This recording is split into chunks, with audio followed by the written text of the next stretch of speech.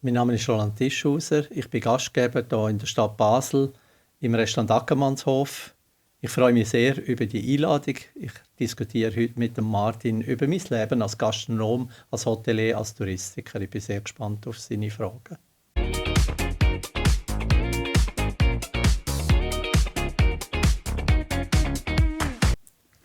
Herzlich willkommen zu einem neuen Podcast. Heute mit dem Roland Tischhauser. Visionär und Gastronom in Basel. Magst du dich mal schnell kurz vorstellen bei uns? Ja, danke vielmals für die Einladung. Wie du gesagt hast, bin ich Roland Tischhauser. Ich bin 60 gewesen, vor ein paar Jahren und führe im Moment den Ackermannshof als Gastgeber und als Inhaber vom Restaurant. Viele kennen dich natürlich vom Bad Bubendorf. Da bist du über 25 Jahre gewesen. Dann ist es aber irgendwann zu einem Wechsel gekommen. Wie ist es zu diesem Wechsel gekommen? Weil ich denke jetzt mal, nach so vielen Jahren würden viele sagen, ich wechsle jetzt in den Verwaltungsrat und lasse andere arbeiten. Du hast aber dich für einen ganz anderen Weg entschieden. Mhm. Ja, das war ja so, dass ich einmal gesagt habe, ich möchte eigentlich mit 55 ich aus dem Operativen austreten. Ich will mich, wie du gesagt hast, auch in den Verwaltungsrat mit mehr einbringen, mehr der operative Teil und mehr die strategische Teil übernehmen. Das habe ich aber gemerkt, ich habe das 4 Jahre lang gemacht für unsere Firma, die wir damals hatten, die Balance-Familie. Ich habe aber gemerkt, dass mich das nicht so befriedigen tut, mit nur die strategische Art. Dann die ganzen Hotels besuchen, immer wieder mit den Problemen natürlich von den Mitarbeitern, von der Geschäftsleitung sich zu beschäftigen. Und mir hat ein bisschen die Nähe zum Gast gefehlt, die Nähe auch zu den Mitarbeitern gefehlt. Und darum habe ich mich entschieden, dass ich das muss ändern muss. Du bist ja Gastronom durch und durch. Ich glaube wirklich bis in die letzte Haarspitze. Und wie du eben gesagt hast, also die hat der Kontakt auch zu den Gästen gefehlt. Und wenn man das nicht mehr hat, merkt man, dass einem etwas fehlt. Ist denn das eine Entscheidung gewesen, die schleichend gekommen ist? Oder ist das wirklich von einem Tag auf den anderen gekommen, dass du aufgestanden bist und gesagt hast, ich muss etwas ändern? Das ist ein nettes Kompliment als Gastgeber mit Leidenschaft. Das stimmt auch. Ich bin Gastgeber und nicht Gastnehmer. Und das hat in diesen 4 Jahren als Verwaltungsrat ist das eigentlich wie ein schleichender Prozess gewesen, dass ich gemerkt habe, jetzt muss ich etwas daran ändern wieder. Es hat dann auch nochmal einen Wechsel gegeben in der Direktion im Bad Bubendorf. Und dann habe ich mich dort dann auch entschieden, dass ich jetzt mal ein halbes Jahr lang Pause mache, ein halbes Jahr Pause und mich einmal neu orientieren tun, was ich überhaupt möchte in Zukunft machen. Vielleicht bis zu meiner Pensionierung oder auch über meine Pensionierung hinweg. Wir gehen später noch auf die Geschichte von Bad Bubendorf ein. Was mich aber noch wundernimmt, ist deine aktuelle Situation. Das heisst, du hast den Ackermannshof übernommen bzw. eröffnet in der grössten Krise von der Gastronomie, in der Pandemie. Was war dein Antrieb? Ist es Mut oder innerliche Unruhe? Ja, es war ja so, dass ich mich in Florenz weitergebildet habe, wieder ein bisschen mehr auf die Sprache, die italienische Sprache, aber auch die Kunst hat mich sehr stark interessiert. Darum habe ich auch Florenz als Studium gewählt. Und der Flavio Fermi, mein Küchenchef von der Osteria Tre, hat dann mir angerufen und hat gesagt, es wäre interessant, ein neues Projekt zu eröffnen in der Stadt Basel. Und ob ich ihm auch helfen würde, dort das zu eröffnen. Und ich habe dann gesagt, ja, das mache ich sehr gerne und bin dann wieder retour auf Basel. Und dann eigentlich meine erste Zeit, wo ich nach meinen Jugendjahren, als ich auf der Lenzerheide aufgewachsen bin, bin ich ja zuerst in der Stadt Basel gewesen, in Merian, und jetzt bin ich wieder zurück in der Stadt Basel. Miteinander in der Pandemie ein Restaurant aufmachen. Was war das grössere Risiko gewesen? Das finanzielle Risiko oder das Risiko, den Ruf zu verlieren? Nein, den Ruf zu verlieren, ganz sicher nicht. Es war sicher ein finanzielles Risiko gewesen, wobei wir ja gewusst haben, irgendwann einmal wird die Pandemie beendet sein. Aber wir haben im Januar, Februar 2021 haben wir entschieden, dass wir den Ackermannshof zusammenführen tun. Und haben dann eigentlich erst auf dem Mai können eröffnen, 2021, zuerst draussen, ab dem Juni nachher auch drinnen, kennen ja alle Leute mit den Sicherheitsvorkehrungen, sei es mit Schutzmasken, sei es auch mit der Abstandsregelung, sei es mit Schutzwänden. Und es war schon eine andere Zeit gewesen. Es ist aber es ist, nicht so gewesen, dass wir jetzt gesagt haben, wir haben einen sehr, sehr fairen und sehr angenehmen Besitzer vom Ackermannshof, der uns da sehr stark entgegengekommen ist. Und so haben wir dann wirklich im Mai durchstarten. Jetzt haben wir nach der Eröffnung recht schnell einen Michelin-Stern bekommen. Da arbeiten andere sehr, sehr lange dafür, dass sie überhaupt so einen Stern bekommen. Ihr habt das sehr schnell bekommen.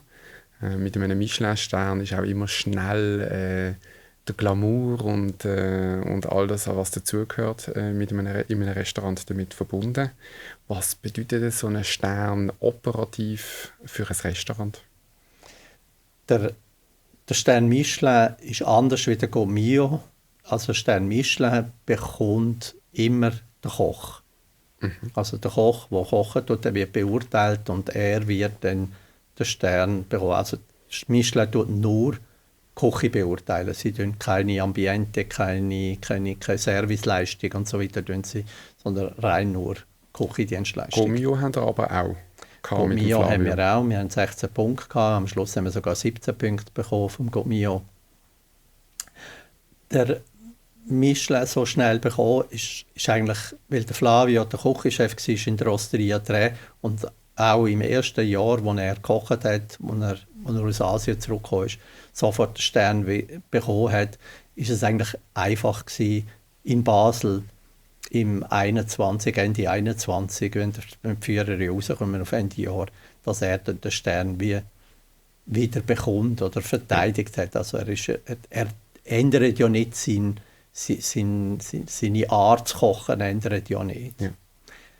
Was aber ist, dass der Stern Michelin jetzt, wo der Flavio gegangen ist und der neue Küchenchef gekommen ist, bleibt der Stern trotzdem auf dem Restaurant. Du musst ihn aber verteidigen, wenn der neue Führer rauskommt, wie ich vorher gesagt habe, auf den Herbst an. Also wir werden jetzt sicher bis zum Herbst an werden wir von den Führern neu bewertet werden und dann wird es im Herbst dann auskommen, ob wir den Stern weiterhin dürfen behalten oder ob wir ihn werden verlieren. Und das sind dann Mystery Guests oder weißt du explizit, die kommen und bewerten euch heute? Es ist bei den beiden wichtigsten in Anführungs- und Schlusszeichen, bei den beiden wichtigsten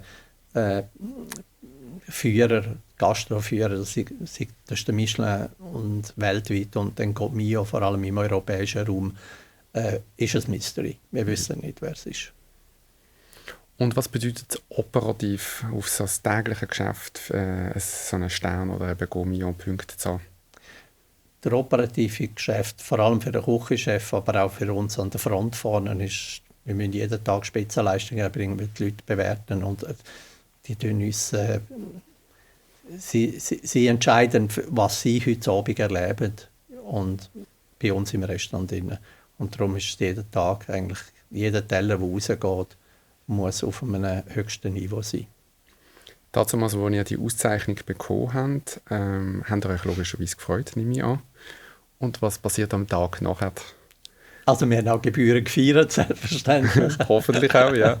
Der nächste Tag ist dann, wenn wir über die Tafel kommen, dass man sie dann auch aufhängen tut an der Front, also sei es vor dem Restaurant oder beim Restaurant zu. Ja, und nachher ist es eigentlich darauf, eigentlich die Leistung zu erbringen, sei es Dienstleistung, aber Service wie Küche einfach auf einem Top-Niveau. Aber ich sage immer wieder, das Allerwichtigste sind nicht die Führer, sondern das Allerwichtigste in einem Restaurant ist, dass die Gäste zufrieden das Restaurant verlassen, dass sie das Gefühl haben, sie haben eine wahnsinnig gute Dienstleistung bekommen. Was sieht man von außen nicht, wenn man ein Sterne-Restaurant hat? Ja, wahrscheinlich einfach der Aufwand, den man auch betreiben muss, aber das müssen andere Restaurants auch keinen Stern haben, müssen das auch machen. Es ist ja nicht nur das Fine Dining, der Gast ist sich vielleicht eben auch nicht bewusst, was es dann auch heisst, auch neue Gerichte zu entwerfen, neue Aromen, neue Weinbegleitungen dazu zu kreieren. Was passt jetzt auch zu dem Gericht? Wir können nicht einfach sagen, wir machen jetzt einfach einen Wein im Offenausschank und dann kocht der Koch irgendetwas ganz anderes, als was da dazu passen würde. Das bedingt schon, dass man sich mit dem Produkt, mit dem Menü stärker auseinandersetzen tut. Erfolg wird meistens von anderen anders wahrgenommen als von einem selber. Was ist persönlich für dich Erfolg? Erfolg ist ganz klar zufriedene Gäste.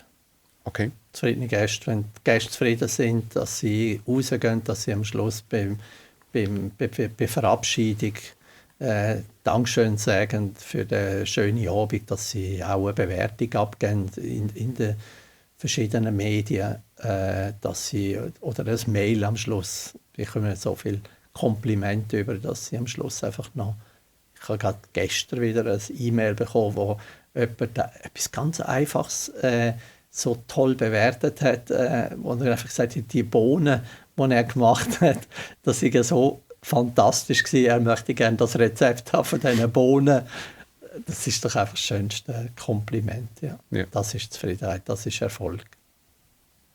Ich würde gerne mit dir auf eine Zeitreise gehen. Und zwar 1997 hast du zusammen mit einem Schulkollegen das Bad Bubendorf übernommen.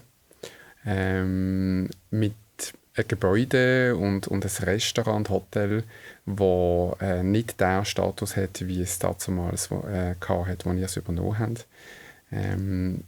Erzähl mal, wie war das damals gewesen? Und wie bist du überhaupt zum Bad Bubendorf gekommen? Ja, ich habe die Hotelfachschule in Luzern absolviert und habe dort meinen damaligen Geschäftsführer kennengelernt. Er war in einem anderen Kurs zwar tätig, wir sind aber immer wieder sehr nahe in Berührung gekommen, weil wir haben uns, glaube, von Anfang an weg haben wir uns recht gut verstanden. Und die Banken haben dem damaligen Besitzer von Bad Bubendorf Kredit gekündigt auf Ende 98. Und es musste eine Lösung geben. Ich habe als Geschäftsführer damals auch verschiedene Varianten geprüft. Ich habe auch Unternehmer angefragt im Kanton Basel-Land, namhafte Unternehmer im Kanton Basel-Land angefragt, ob sie uns finanzieren würden, sich beteiligen am Bad Bubendorf. Und hatte dann aber auch einen weiteren Plan gehabt, dass wir zum Beispiel auch ein Management-Buyout machen können. Und dort bin ich dann auf meinen Schulkollegen, also auf meinen Studienfreund wieder zugekommen und habe ihn gefragt, ob er Interesse hätte mit mir. Ich hätte es finanziell nicht können allein tragen. Ich komme nicht aus einer Familie, die sehr viel Geld hat, dass man gesagt hat, okay, wir könnten es zusammen realisieren, wir könnten die beiden Betriebe Seerosen Meisterschwanden und Bad Bubendorf zusammen legen und gemeinsam in eine erfolgreiche Zukunft hineingehen. Und so haben wir es dann mit den Banken können auf den 1.1.99 realisieren. Das klingt jetzt aber so mega einfach. Also ich stelle mir vor, man ist selber mitten im Geschäft als Geschäftsführer. Man hat eine Vision von einem Laden und jetzt muss man das der Bank verkaufen. Und wie geht man damit um, wenn eine Bank die Vision nicht teilt? Also, ja, das sind vielmals das ja nicht einzelne Leute, die das entscheiden müssen, sondern ich denke, das Wichtigste war, dass man einen vernünftigen Businessplan anbringt, wie man es auch in Zukunft kann, erfolgreich den Betrieb, das Hotel, das Restaurant auch weiterführen. Ich habe von Anfang an weg gewusst, dass Bad Bubendorf damals 28 Hotelzimmer im Kanton Basel-Land und wir haben gewusst, dass man mit dem in Zukunft nicht kann. Mit 28 Zimmern kann man heute ein Schweizer Hotel nicht erfolgreich führen. Das ist relativ schwierig. Und ich habe gewusst, wir müssen mindestens 50 Zimmer haben. Wir haben gewusst, dass wir einen Erweiterungsbau machen müssen. Der ist im Businessplan schon am 1.1.99 fixiert gewesen. Und die Bank hat natürlich halt auch ihre Bedingungen gestellt. Sie haben gesagt, sie schreiben einen gewissen Teil der Hypotheken ab. Wir müssen aber die Finanzierung von der Renovation vom gesamten alten Gebäude müssen wir aber selber tragen. Dem haben wir zugestimmt gehabt. Und so sind dann eigentlich bis zum Jahr 2007, wo wir mit der Eröffnung vom Erweiterungsbau auf den Markt gekommen sind, sind wir auch, haben wir eigentlich selbstständig alles zusammen aus dem eigenen Mittel können finanzieren. Natürlich hat man den Neubau müssen fremdfinanzieren. Mhm. Jetzt als Geschäftsführer und dann später Inhaber muss man sehr viele Entscheidungen treffen. Hast du jemals eine Entscheidung getroffen, die sich im Nachhinein als falsch herausgestellt hat? Vielleicht für mich persönlich, um auf den Anfang von unserem Gespräch zu kommen, ist vielleicht die Entscheidung, in den Verwaltungsrat zu wechseln, vielleicht die falsche Entscheidung gewesen. Ich wäre vielleicht lieber in der Rolle des Gastgebers bleiben. Das war, glaube ich, die einzige wirklich gravierende Entscheidung oder falsche Entscheidung, die ich für mich, aber nur für mich persönlich getroffen habe. Aber die Erfahrung, die ich im Verwaltungsrat gemacht habe, in diesen 4 Jahren, ich war ja vorher schon im Verwaltungsrat, aber nachher die letzten 4 Jahre im Bad Bubendorf bin ich nur noch vollamtlich Verwaltungsrat gewesen. Das ist vielleicht nicht das Richtige für mich, also für mich persönlich. Aber trotzdem hast du natürlich wieder Erfahrungen gesammelt, die du sonst nicht gehabt hättest. Das ist so. Ich habe sehr viel Einblick natürlich auch in andere Sachen bekommen. Ich habe auch in der Pandemie dürfen sehr viel Neues erfahren in meiner Tätigkeit, auch bei der Wirtschaftskammer Basel-Land, aber auch dann auch noch beim Kanton Basel-Stadt, wo ich tätig war für die Unterstützung der Dienstleistungsunternehmen. Da gehören die Hotels dazu, da gehören Restaurants dazu, das gehören Taxis und auch der Detailhandel dazu. Das war eine sehr spannende Zeit für mich auch, ja. Jetzt ist ja deine Geschichte schon fast eine Märchen-Geschichte. Vom Konditor zum Hotelier. Ist das heutzutage überhaupt noch möglich? Ja, das ist selbstverständlich möglich, ja. Okay. Eine Ausbildung ist etwas vom Wichtigsten, finde ich, für die jungen Leute, dass sie eine Lehre machen, sei es aber eine Schreinerlehre, das spielt überhaupt keine Rolle, was es ist, sei es eine Elektrolehre, sei es eine Kochlehre oder eine Konditor-Konfiseurlehre, ja. Und dort dann auch erfolgreich machen. Ich glaube, vor allem Gastronomie ist prädestiniert dazu, zum erfolgreich zu sein, weil Leute, die wirklich sehr gerne an der Front arbeiten, sehr gerne mit Lebensmitteln arbeiten, die sind fast in allen Bereichen gerne gesehene Mitarbeiterinnen und Mitarbeiter. Jetzt bist du kein lauter Gastronom, sondern eher eine zurückhaltende Persönlichkeit. Ist es amigs ein Vorteil oder auch ein Nachteil, nicht laut zu sein? Und hast du auch schon einmal einen Moment gehabt, wo du gefunden hast, ich wäre gerne ein bisschen mehr lauter, präsenter, vielleicht auch mehr in den Medien und so weiter? Ich glaube, ich war genug lange in den Medien gewesen, auch mit meiner Tätigkeit bei Hotellerie Suisse, bei meiner Tätigkeit bei Basel-Land Tourismus, als Gastgeber von Bad Bubendorf und so weiter.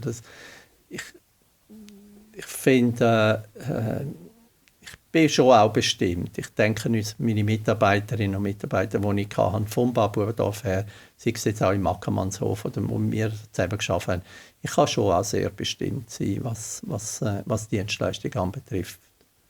Es ist nicht nur so, dass ich nur ein leislicher Gastgeber bin.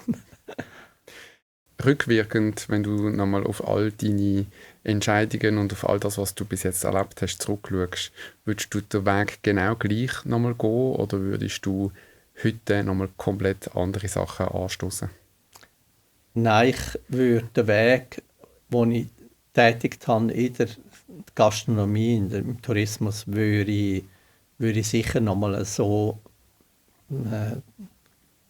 unterstützen. Oder das ist so ein bisschen das, was ich glaube, heute würde ich, das Einzige, was ich vielleicht ändern würde, ich würde vielleicht heute noch einmal ein paar Jahre vielleicht einmal ins Ausland arbeiten gehen. Mhm.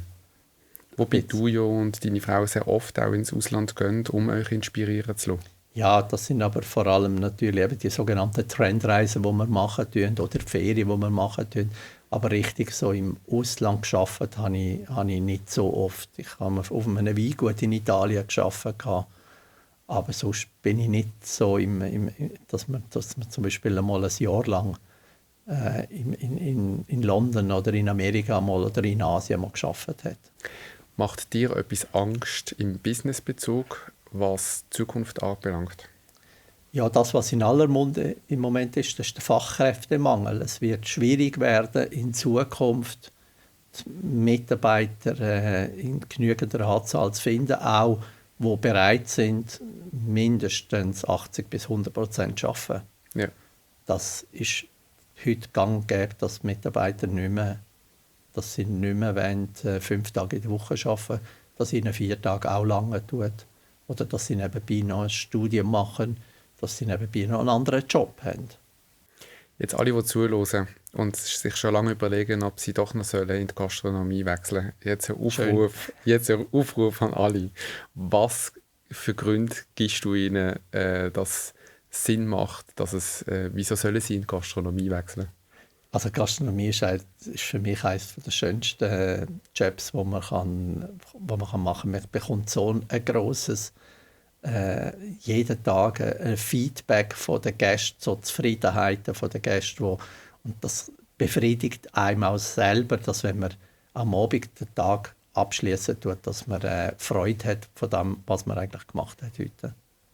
Das ist auch für junge Leute unglaublich wichtig. Ich habe dir noch ein paar Dilemmas mitgebracht aus unserer Community. Sachen, die andere Menschen beschäftigen. Und ich würde dir die sehr gerne überreichen. Spannend. Wäre das okay? Das ist okay. Ich freue mich drauf. Let's go. Dann habe ich dir hier ein Kuvert. Danke. Das darfst du mal sehr gerne öffnen.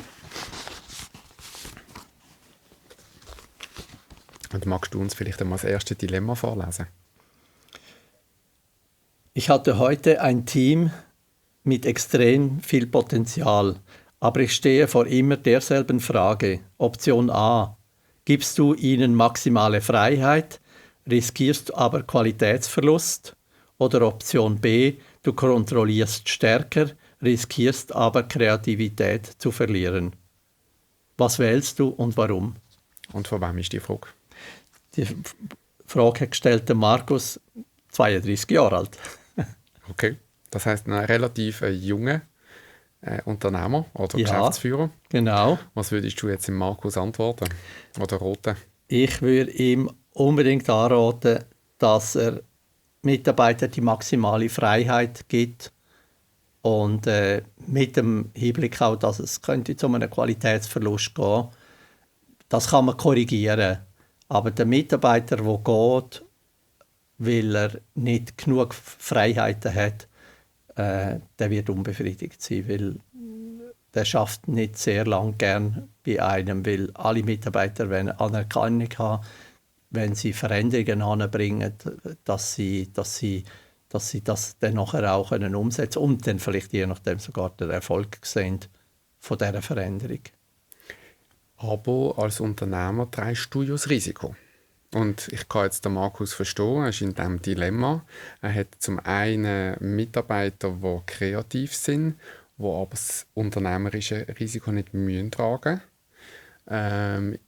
Ist es denn nicht einfacher zu sagen, hey, ja, du kannst bis zu einem gewissen Grad mitreden, aber das letzte Wort habe ich.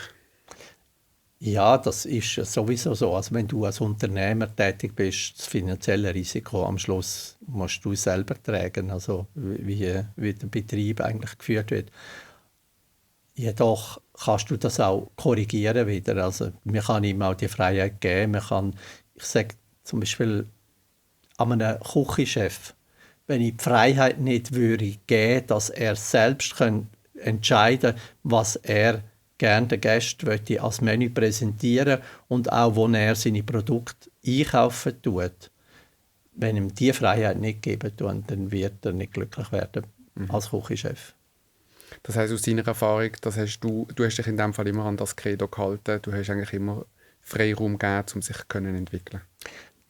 Ja, ich habe es vorher schon gesagt, das mit dem kontinuierlichen Verbesserungsprozess. Also wenn jemand eine Idee bringt, wo eine Verbesserung für das Unternehmen ist, dann muss man es versuchen umzusetzen. Immer, man kann das im Team entscheiden, ob es wirklich sinnvoll ist, ob es wirklich eine Verbesserung ist oder ob es einfach nur eine Veränderung soll sein. Es soll aber nie, das habe ich auch allen Mitarbeitern, die ich mit dem KVP arbeite, immer wieder klar gesagt, es muss immer aus Sicht vom Gast sein und nie aus Sicht vom Mitarbeiter. Es darf nicht eine Vereinfachung sein, nur weil es einfacher geht als Mitarbeiter, sondern es muss eine Veränderung oder eine Verbesserung für einen Gast sein. Mhm. Also man kann es amigs auch verschlimmbessern. Man kann es auch verschlimmbessern, ja, genau. Ja. Dann würden wir zum zweiten Dilemma wechseln. Die zweite Frage ist, ich habe ein Konzept, das wirklich gut funktioniert und ich merke, dass ich damit wachsen könnte. Ein Teil von mir denkt, ich sollte das jetzt skalieren, mehrere Standorte aufbauen und das Potenzial voll ausschöpfen. Gleichzeitig habe Angst, dass genau das, was es besonders macht, die Persönlichkeit und Nähe verloren geht. Eine Alternative wäre, bewusst klein zu bleiben, um mich auf Qualität und Individualität zu konzentrieren. Aber dann frage ich mich, ob ich eine Chance verpasse. Was ist langfristig der richtige Weg? Das hat Florina gestellt, sie ist 43. Das finde ich eine total spannende Frage, weil ich mir die Frage auch immer wieder stelle. Es ist ja grundsätzlich, Gastronomie ist Business People. Es gibt gewisse Konzepte, die lassen sich vervielfachen. Und dann gibt es gewisse Konzepte, die sind wirklich auf Personen bezogen. Ich glaube halt, es hat beides Vor- und Nachteile.